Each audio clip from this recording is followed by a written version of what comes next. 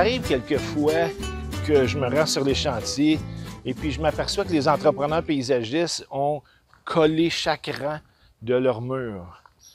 C'est pas nécessairement quelque chose qu'il faut faire. Et puis je vous invite à visionner le petit atelier que je vous ai fait exprès pour comprendre pourquoi c'est nécessaire de ne pas coller chaque rangée des murs, à part juste les murs du dessus, comme je vais vous expliquer à mon atelier. Alors, on y va.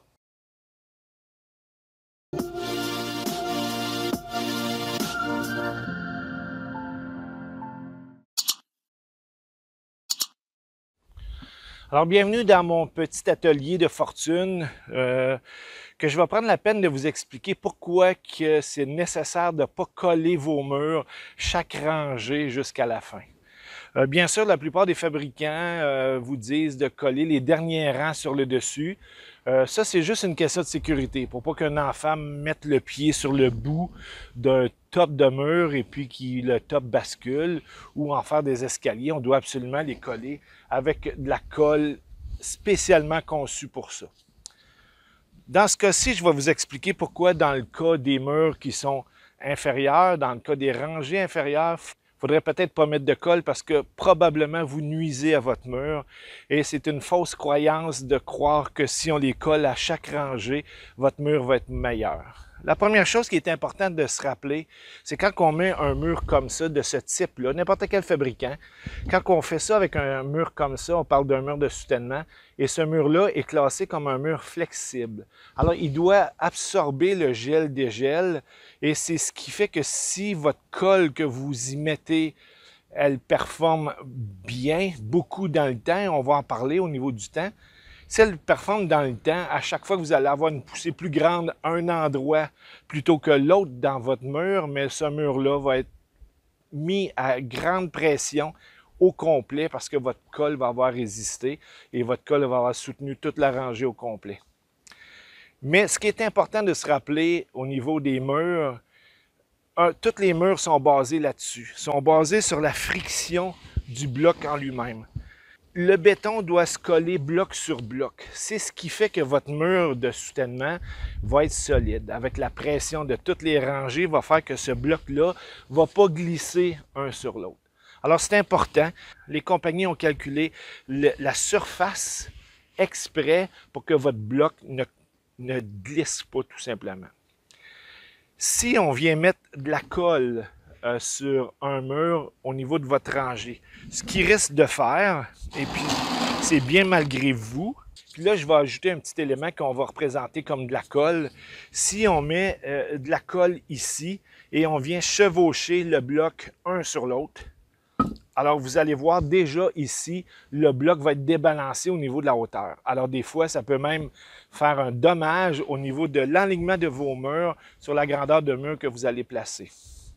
La deuxième chose, quand que ce bloc-là ne se frictionne pas un sur l'autre, souvent il y a des fabricants qui vont grinder les murs pour qu'ils arrivent exactement à bonne hauteur, pour que vous n'ayez pas de problème à aligner vos murs et que ça soit toujours droit.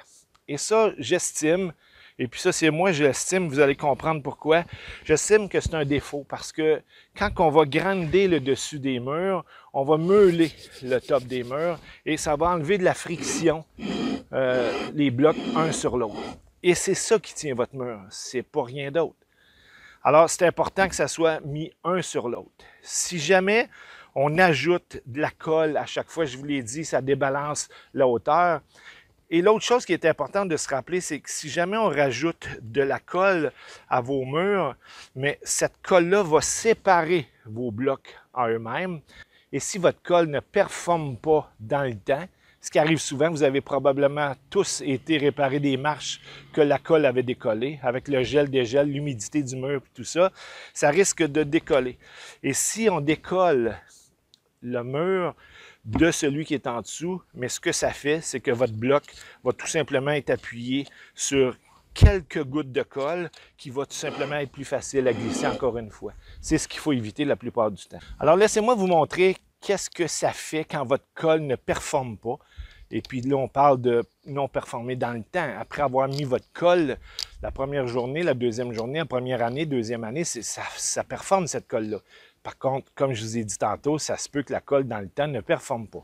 Alors, je vous ai imaginé un peu ce que ça faisait comme cheminement quand votre colle ne résistait pas par rapport à un bloc qui est bloc sur bloc. Alors, je l'imagine avec simplement de la colle qui serait glissante. Alors, je mets ça ici.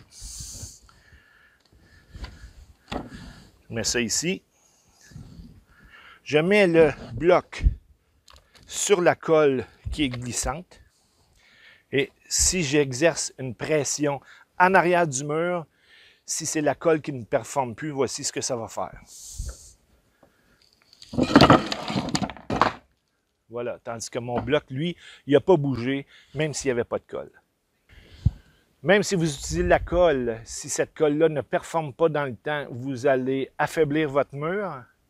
Si la colle performe dans le temps, vous allez affaiblir votre mur dans sa solidité. Aussitôt que le gel va le pousser, il va pousser votre mur au complet plutôt que pousser juste une surface de mur.